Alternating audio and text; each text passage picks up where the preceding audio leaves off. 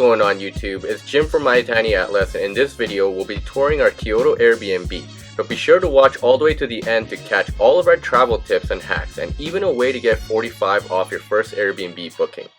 So let's go, fam!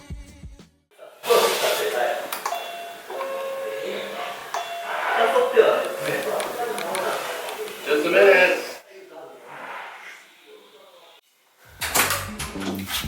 Okay guys, coming right in. Me and Leslie want to show you what a typical Airbnb looks like in Japan. But first, take off your shoes.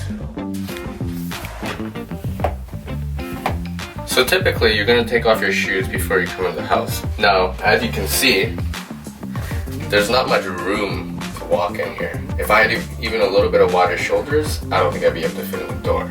You are fake news. But come on right in. I'll show you some of the stuff here. So the first stop here is we have our trusty hot water making machine.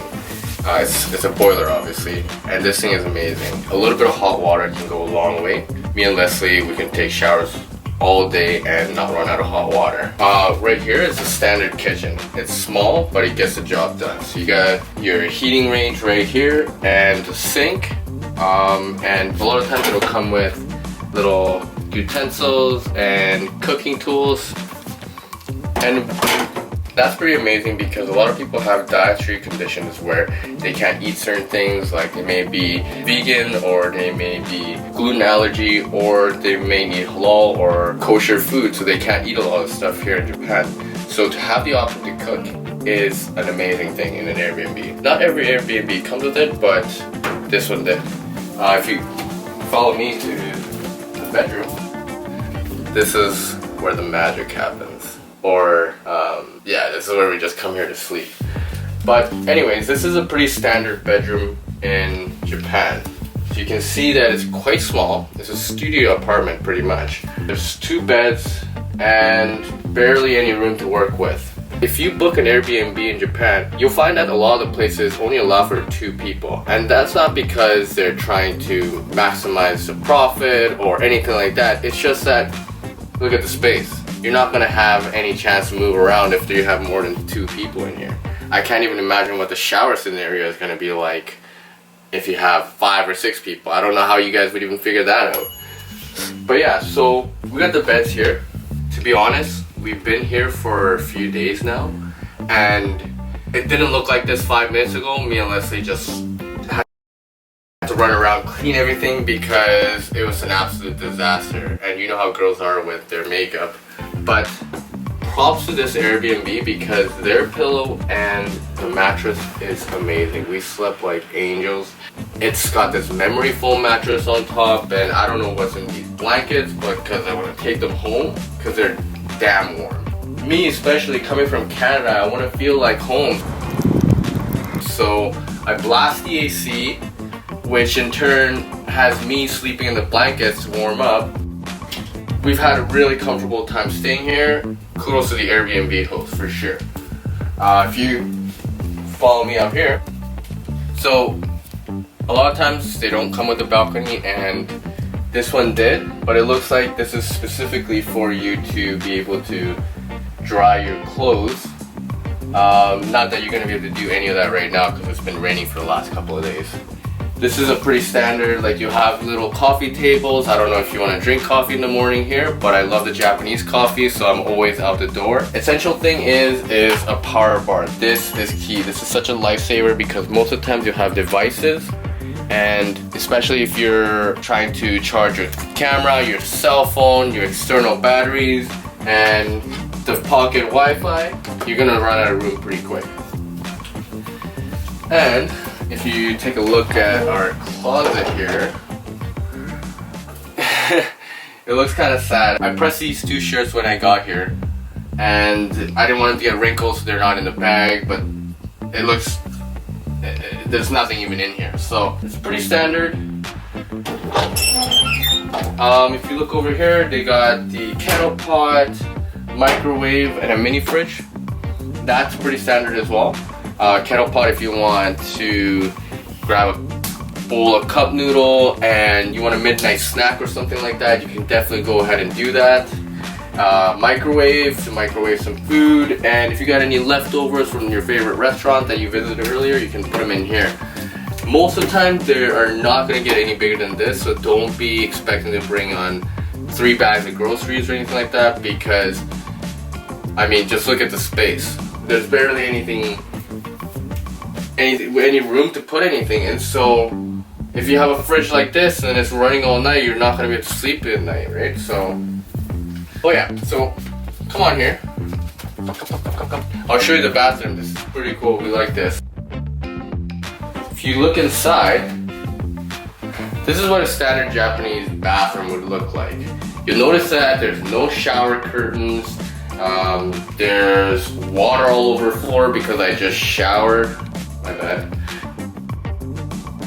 Japanese people shower and let the water drip on the floor. They don't care about anything like that because there's a drain right there. That's super handy.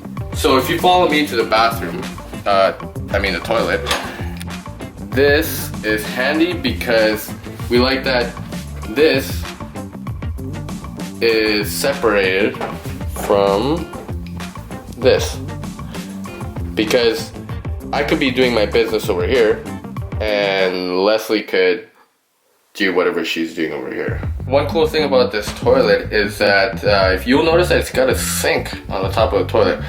I never realized what it was for until about my last day on my last trip in Japan. And what this is for is when you flush, you notice that the water comes out right there.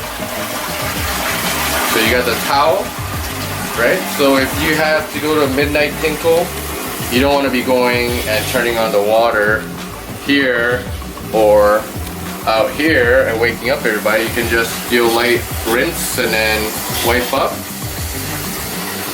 Turn off the light, and you're good to go. Oh, and I forgot to mention this one little asset that's in our Airbnb. It's a washing machine.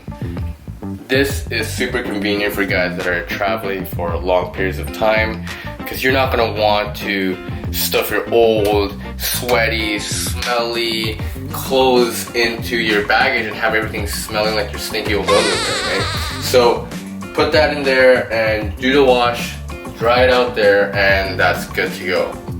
Our Airbnb is a typical room that you'd get for about $50 Canadian. Any higher than that, you can actually get maybe three or 4 beds and maybe an actual living room where you can hang out and rest.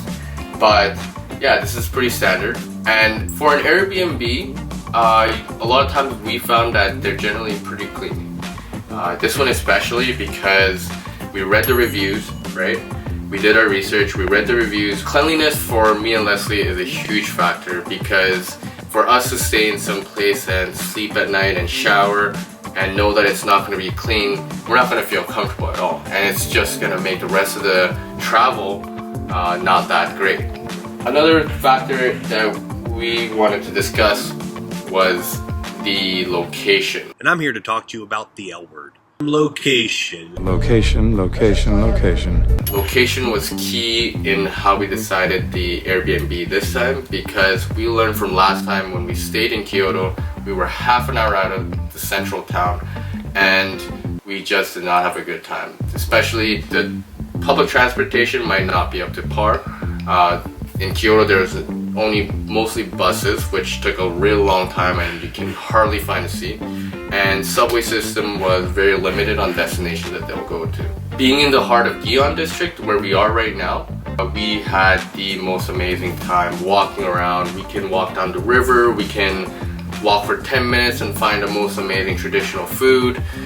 That was a great factor for us. You know, when you travel, you don't want to be working too hard to get to places that you want to. You want to make it easy, you want to make it convenient, you want to make it comfortable. And honestly, I want to thank the Airbnb hosts at this place for having such an amazing location, because really, we've stayed at Airbnbs where it wasn't up to par, where it was absolutely disgusting and so far away, and we pretty much nearly hated the Airbnb part of it. As a tip, there's a referral code whenever you sign up for an Airbnb account, And you can send that to your friends, and you can go ahead and send it to your mom, send it to your dad, uncle, aunt, whoever. And if they do end up using it, then you get $50 discount voucher towards your account.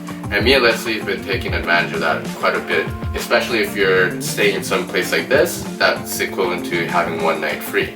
And who doesn't like free stuff? But definitely we highly recommend Airbnbs in general, especially in Kyoto. We did find that the hotels were ridiculously expensive, and you'll find that that's the case in a lot of parts of Japan as well.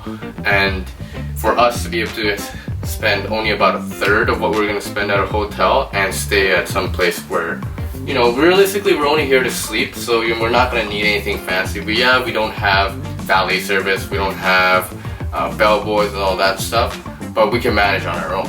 And I think that's a great thing with Airbnbs in general, and I highly recommend it. So thanks for joining us on our Airbnb tour. I hope you guys liked what you guys saw, and it gives you guys a pretty good understanding of what an Airbnb is like in Japan. We're sharing our knowledge with you guys. Hopefully you guys don't make the same mistakes, and you guys can take all the tips that we put in this video. If you guys want to check out the Airbnb that we stayed at, we'll put the link down below. And yeah, join us for the next video, guys.